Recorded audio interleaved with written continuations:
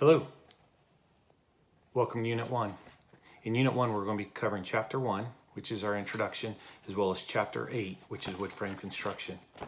So I'd like to start out and ask you, why do we study building construction? It's because your life depends on it.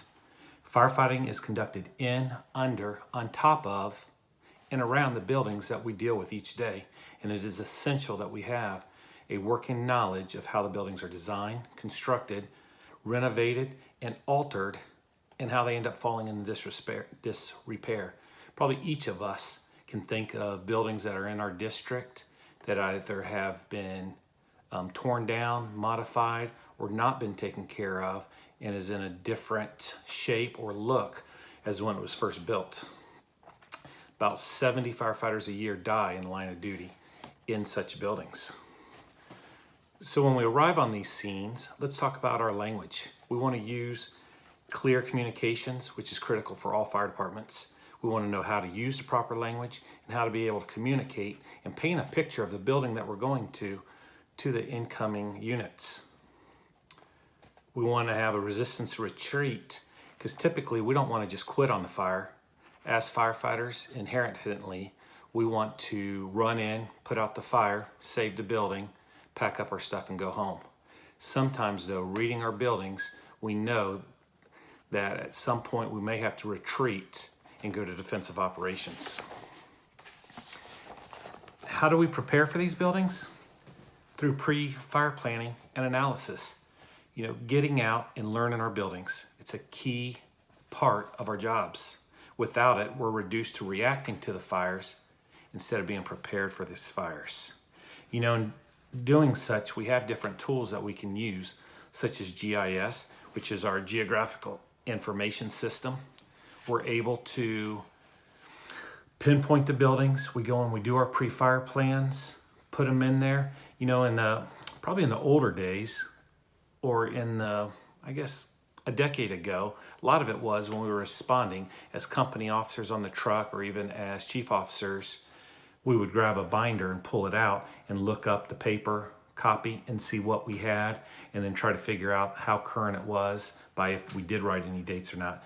Now we seem to have these mobile data systems within our stations, within our trucks, where we're able to look it up on the way and get more current information. And when we conduct them, we want to be in a professional mode. So, let me back up. So when we start the pre-fire plans, we do want to go to the building. We want to talk to the building owner, the occupant, let them know what we're there for, and let them know that during the day we understand how it looks, but by pre-planning it and writing down notes and drawing a map in the midnight or early hours of the morning when maybe nobody's there and it's dark, we have a little bit better understanding of the building, where to go for the fire hydrants, for any fire protection systems and such. By expecting the unexpected, we can look at fire codes. Many buildings are not totally compliant.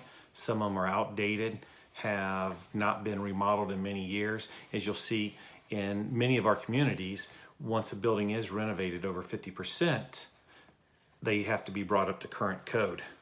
And by doing a pre-fire plan walkthrough, we're able to keep an eye out for these code violations and work with the building occupant and learn. A lot of times, what I've seen in my career when we do our pre-fire plans is blocked exits, or exit doors that have been locked up or have a bar across them, either for security reasons for the business, or they just didn't know. And when we explain to them, not only is it for their safety during the daytime hours, it's for ours too when we know that there's an exit door in case we need to bail out of the building. How else can we learn our buildings with our building construction? After action reviews. Taking the time, anytime we've run an incident on buildings, going back, reviewing them with our crews, and taking the time to read the reports, reading case studies, looking at the buildings that are in our areas, and also checking out different websites such as Firefighter Close Calls, or reading trade journals, Firehouse Magazine, some of the others that we see. And to finish up for